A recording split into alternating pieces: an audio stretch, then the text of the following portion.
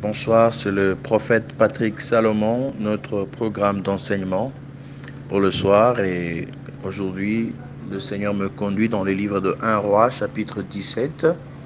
1 Roi, chapitre 17, à partir du verset 1 jusqu'au verset, même jusqu'au verset 7. Et de l'autre côté, vous pouvez lire d'ailleurs l'entièreté parce que c'est un message fort. Vous pouvez lire le verset 8, vous pouvez continuer. Et vous allez aussi lire Jacques chapitre 5, verset 17. Et quand Jacques dit qu'Élie était un homme de même nature que nous, il pria et voilà que le Seigneur avait retenu la pluie. Nous allons faire cette lecture ensemble et je crois que le Seigneur nous bénira encore ce soir par sa parole et son amour infini qui nous sera encore témoigné aujourd'hui. Dieu a une parole pour toi, il faut que tu saches qu'Élie était un homme de même nature que toi.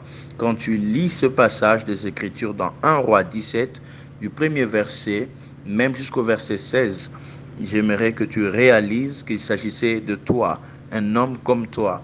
Quand vous regardez certains hommes de Dieu sur le plan biblique, vous le trouvez vraiment spécial. Vous vous dites, waouh, comment ils pouvaient vivre de telles choses avec Dieu. Je vous dis que c'est possible pour tout celui qui croit. Jésus a dit que tout celui qui croit, ce chose était possible. Il n'a pas dit que c'était juste une catégorie de personnes spéciales, mais c'est la foi qui joue le rôle. Et je crois énormément que là où Dieu est en train d'amener le peuple à comprendre sa parole, c'est aussi là où il manifeste des œuvres spécifiques, spéciales, et il rend ce peuple spécial. Nous ne sommes pas spéciaux, nous devenons spéciaux à cause de l'amour que Dieu témoigne envers nous. Parce que quand vous aimez quelqu'un, cette personne est spéciale pour vous. Or, Dieu nous aime et son amour nous rend spécial à ses yeux. Vous êtes précieux. Ne vous regardez pas dans le péché, dans ce que le monde vous présente, dans vos chaînes, dans vos souffrances. Ce n'est pas ainsi que Dieu vous regarde. Dieu, quand il vous regarde, il vous voit vraiment merveilleux. Il vous voit béni. Et aujourd'hui, quand j'ai médité les livres d'Apocalypse, quand Dieu était en train de s'adresser à l'église de Smyrne, quand Jésus s'adressait à cette église, dans Apocalypse chapitre 2, descendait après l'église d'Éphèse, il parle à Smyrne, il dit que je connais ta souffrance. Quand il dit ça, ensuite il dit, quoi que tu crois, tu es pauvre, mais tu es riche. C'est comme si Dieu disait, apparemment, quand tu te regardes physiquement, Église, tu te sembles pauvre et rien, mais sur le plan spirituel, je sais que tu es riche. D'où venait cette richesse? Cette richesse, c'était spécialement la foi de cette Église de Smyrne, qui croyait pleinement en la révélation de Jésus, en l'enlèvement, en sa puissance, en tout ce que Christ pouvait faire.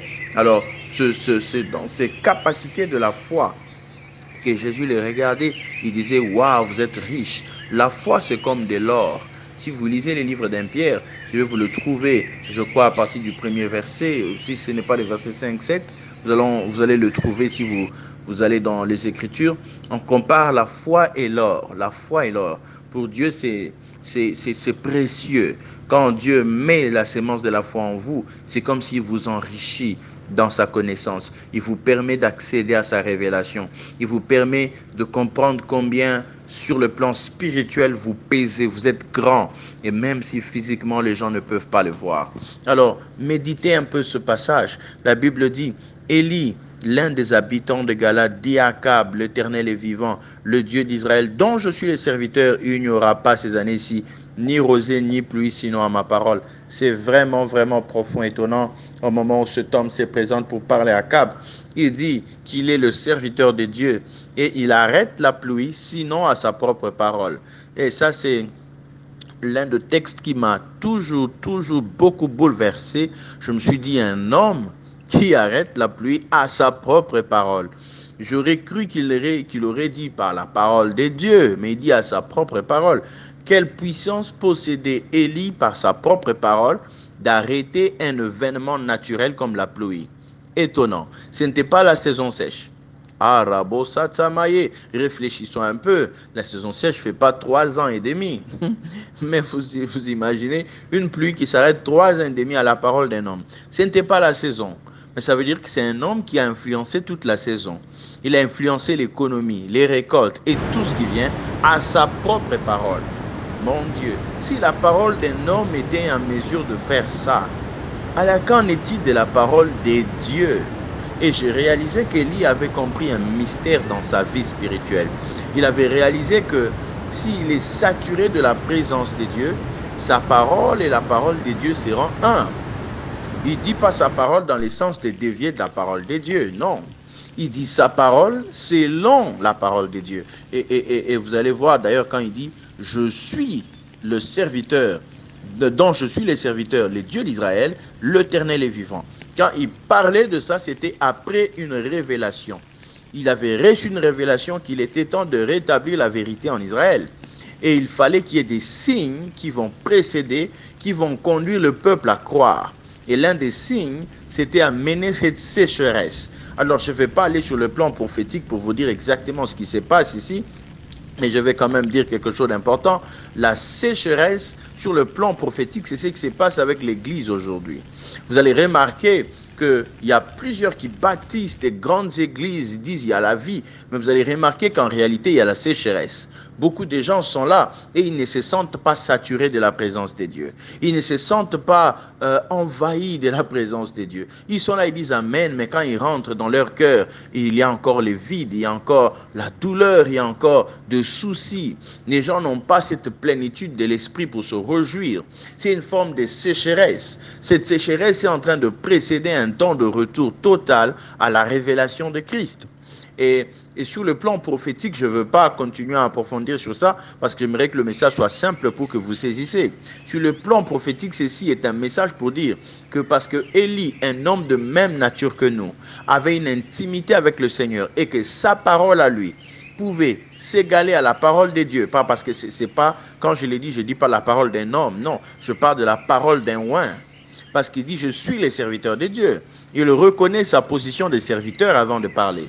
Il n'a pas parlé sur base d'humain, il a parlé sur base d'un serviteur de Dieu. Alors, j'aimerais que vous ayez cette révélation profonde. Vous parlez sur base de quoi? Il y a des enfants de Dieu qui ne parlent pas sur base d'enfants de Dieu. Ils parlent sur base de l'humain. Tu sais, nous sommes humains. Je ne sais pas comment m'en sortir là-dessus. Vous ne vous positionnez pas à ce que vous êtes devant Dieu. C'est la raison pour laquelle votre parole n'a pas d'efficacité. Si vous voulez que votre parole soit efficace et de l'efficacité, vous devez vous positionner selon la position que vous avez devant Dieu. Vous voyez, Élie a parlé selon la position du serviteur. Mais nous, aujourd'hui, nous pouvons parler selon la position des fils de Dieu. Robo Satamaya. Oh, j'ai prié le Seigneur que vous compreniez ce message. Ce message veut dire que Dieu a mis en vous sa parole, il a mis en vous son esprit, vous êtes son fils. Quand vous parlez selon la position du fils, les choses vous obéiront. Parce que vous êtes nés de l'esprit et le Seigneur habite en vous. Peu importe ce que vous voyez, retenez ceci, votre position telle que vous vous voyez en Dieu a de l'efficacité dans vos paroles. Je vous donne un exemple. Vous croyez que si le président de la République se lève et il parlera étant que président de la République ou selon juste l'humain que vous connaissez. Si vous le regardez comme l'humain, c'est le papa qui habite dans tel coin, c'est un homme qui était né dans tel quartier, mais quand il prend la fonction de président, il parle et les gens ont peur, ils obéissent, ils disent « Waouh, il a parlé, c'est une loi, c'est une autorité. » Et là où il s'impose, si ça ne va pas, il sanctionne. Cette position de présidence est accordée selon les systèmes des hommes. Mais sur le plan spirituel, il y a ce qu'on appelle la position de fils et de serviteur. Ça, c'est une fonction de l'esprit. Quand Dieu vous donne la fonction de l'esprit d'enfant de Dieu, c'est de la même manière quand vous donnez une fonction de présidence à un homme. Même s'il est humain, mais sa fonction de présidence lui confère de l'autorité.